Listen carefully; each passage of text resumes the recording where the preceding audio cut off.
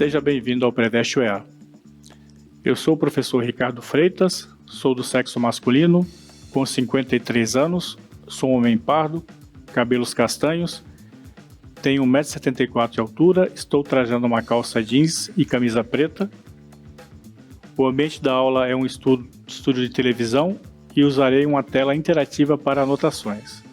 Hoje veremos o seguinte assunto: políticas públicas e grandes empreendimentos de ocupação do espaço nacional. Que faremos o que? Basicamente uma análise de algumas políticas públicas e as consequências para o espaço amazônico. Essa questão que utilizaremos agora é uma questão que foi aplicada no vestibular da UEA de 2024 e ela tem relação com a questão da criação da Zona Franca de Manaus. Vamos ao texto. Em 2023, a Superintendência da Zona Franca de Manaus e o modelo Zona Franca completaram 56 anos de uma trajetória repleta de contribuições para a região amazônica e para toda a população brasileira. A Constituição da Zona Franca fez com que houvesse uma mudança, de cenário econômico para o estado do Amazonas, para a região norte do Brasil. O que nós tínhamos? Nós tínhamos praticamente uma estagnação econômica desde o ciclo da borracha, sendo, digamos assim, bem radical. Então, essa Constituição da Zona Franca mudou o perfil econômico, especialmente do estado do Amazonas. Continuando o texto aqui, atualmente a Zona Franca abriga um dos principais parques industriais do país e é responsável por um dos maiores PIBs da indústria brasileira, propiciando inclusive um grande PIB para a cidade de Manaus, que está entre os 10 maiores PIBs do Brasil, complementando os melhores PIBs das cidades brasileiras, Mas vamos às assertivas propriamente dita aqui. Na letra A, a gente tem o quê? O incentivo fiscal e a promoção de rotas comerciais. Será que um incentivo fiscal propiciaria diretamente rotas comerciais? Será que realmente há um casamento de causa e efeito aqui? Letra B, o aumento da produtividade e a independência econômica. Nós tivemos até um aumento de produção, de produtividade, mas a independência econômica, a gente sabe que é um modelo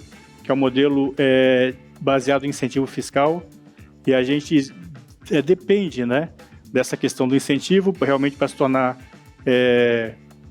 competitivo, digamos assim, porque a nossa logística tem uma dificuldade muito grande para o escoamento dos produtos devido ao encarecimento pela distância, E essa questão de independência econômica é algo que a gente não tem como dizer que exista uma região no mundo, até porque é um mundo global, que realmente seja independente economicamente, Na letra C, a valorização produtiva e a dependência de matéria-prima local. A gente sabe que os produtos da Zona Franca, na verdade, são montagens, através de peças de outros produtos que vêm já pré-fabricado de outras áreas do planeta e muito particularmente da Ásia, Letra D, a integração nacional e desenvolvimento regional.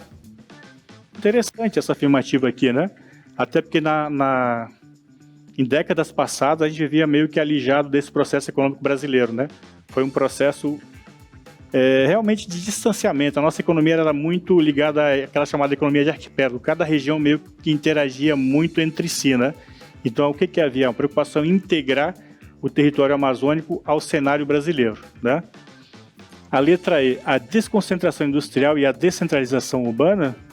Na verdade, não houve propriamente uma desconcentração, falando em termos de Brasil industrial. A gente teve uma indústria que foi feita aqui de forma, vamos dizer, artificializada, que é chamado tipo de indústria de enclave, Que em condições normais nós não teríamos indústria aqui na região amazônica num padrão que se tem propiciado pela Zona Franca de Manaus, E a questão da descentralização urbana, em termos gerais, o Brasil continuou muito, ocupado no litoral. Em termos amazônicos, a gente tem o quê? Uma concentração populacional muito grande, especificamente no estado do Amazonas, uma concentração muito grande em Manaus, Mais da metade da população amazonense mora em Manaus, e o Amazonas é um estado muito, muito grande, o maior estado brasileiro territorialmente falando.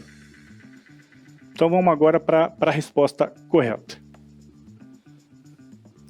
efetivamente, a resposta que mais, né, confere efetivamente a veracidade é essa questão da integração nacional e o desenvolvimento de uma região que estava estagnada economicamente. Esse foi o que se pensou quando se projetou a Zona Franca de Manaus. A questão seguinte foi aplicada no vestibular de 2023 e temos o seguinte texto inicial. Criado em 1985 com o propósito de proteger e integrar as fronteiras do Brasil nos estados do Acre, do Amapá, do Amazonas, do Pará, de Rondônia e de Roraima, ou seja, estados, a maioria da região norte do país. Este programa agora também executa obras de infraestrutura e projetos de acolhimento em municípios e comunidades indígenas da região amazônica. As verbas para o programa vêm do Ministério da Defesa e de emendas parlamentares para a construção de escolas, pontes, rede elétrica e também para a pavimentação asfáltica. Aí nós temos aqui a listagem de 5 projetos efetivos que ocorrem na Amazônia, que são projetos muito importantes para a integração regional e para o conhecimento da Amazônia também, né? Então, qual é a pergunta, o que a gente tem que responder aqui, ó? Vamos analisar aqui a proposta de questão, né? Do ponto de vista da proteção do espaço territorial brasileiro, o programa que o excerto faz menção ou seja, aquele trecho que nós vimos anteriormente, a gente tem como assertivas aqui a letra A, o projeto Calha Norte, né? O projeto Calha Norte é um projeto de defesa, né? Um projeto importante, né? E é um projeto que se preocupa na proteção e também na assistência social às populações vulneráveis da Amazônia brasileira. Na letra B, fala em relação ao Fundo de Desenvolvimento e Segurança, né, da Amazônia Legal, né? Esse fundo existe, é um fundo importante, né? Mas propriamente ver se tem preocupação direta com a questão do espaço territorial, meio discutível, né? Nós temos em seguida na letra C o projeto Jari. O projeto Jari é referente a um projeto que teve de produção de celulose no Vale do Rio de Jari há um tempo atrás. É um projeto importante também, mas não estaria vinculado propriamente à proteção do espaço territorial, né? Nós temos aqui na letra D a questão da criação da Zona Franca de Manaus, né, e da atuação, melhor dizendo, da Zona Franca de Manaus, que é um projeto industrial de enclave na Amazônia brasileira, né? Também proteção do espaço, discutível, né? Princípio não, né? E temos na letra E o sistema de vigilância da Amazônia, que tem uma preocupação territorial, mas é um sistema de vigilância através de satélites e outros processos importantes nessa nossa era atual, né? Ligado à proteção mesmo via redes de informação, né, e proteção.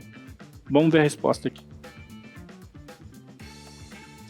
A resposta correta é o projeto Calha Norte, que é um projeto, né, do Ministério da Defesa, um projeto importante que tem uma preocupação efetivamente em proteção territorial no Brasil e de uma assistência geral à população afetada, né, ou assistida por esse projeto.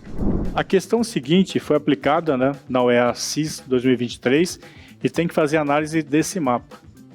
E nesse mapa, que é um mapa bastante ilustrativo, né, ele mostra para a gente aqui traçados de diversos rios, né, da região, que a gente sabe que na Amazônia os rios, né, são as nossas estradas em muitos momentos, por não ter uma ligação por estrada em boa parte do nosso território, né. A gente tem a ligação também das rodovias importantes da região aqui. A gente tem uma colonização de áreas, colonização pública em verde aqui.